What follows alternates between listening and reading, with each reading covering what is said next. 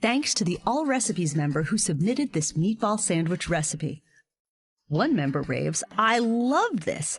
I have been looking for an easy and yummy recipe for years. This is it. My whole family loved it, even my 2 little ones." First, preheat the oven to 350 degrees. Next, peel and mince 2 cloves of garlic.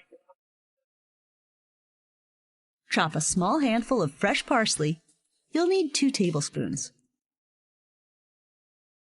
Now, put a pound of ground beef into a medium bowl. Add 3/4 of a cup of dried breadcrumbs, 2 teaspoons of dried Italian seasoning, the minced garlic, 2 tablespoons of grated Parmesan cheese. Beat a large egg and add it to the ground beef and the chopped parsley. Mix the ingredients using your hands or a large spoon until well blended.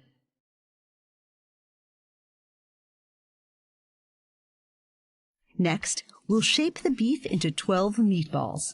One member offers this tip: keep your hands wet as you shape the meatballs.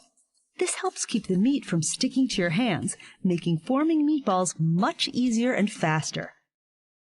Place them evenly in a 13x9 baking dish. Bake in a preheated oven for 15 to 20 minutes, or until the meatballs are cooked through.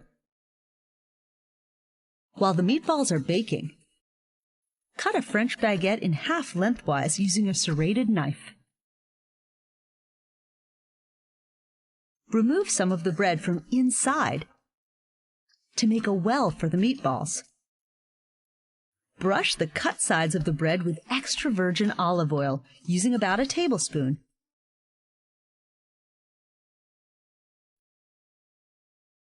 And season the loaf with half a teaspoon of garlic powder and a pinch of salt.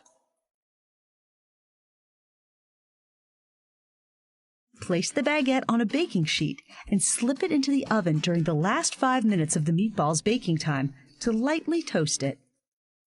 While the bread toasts, pour 14 ounces of jarred spaghetti sauce into a saucepan and heat it over medium heat, stirring occasionally. Remove the meatballs and bread from the oven and, using a slotted spoon, transfer the meatballs to the heated spaghetti sauce.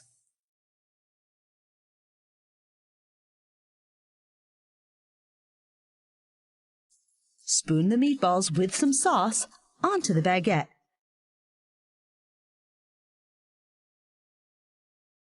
And top with 4 slices of provolone cheese. Return the meatball sandwich to the oven and bake for 2 to 3 minutes or until the cheese is melted. Top it with the remaining sauce if you like, as suggested by one All Recipes member, and let it cool slightly. And then cut them into individual sandwich servings.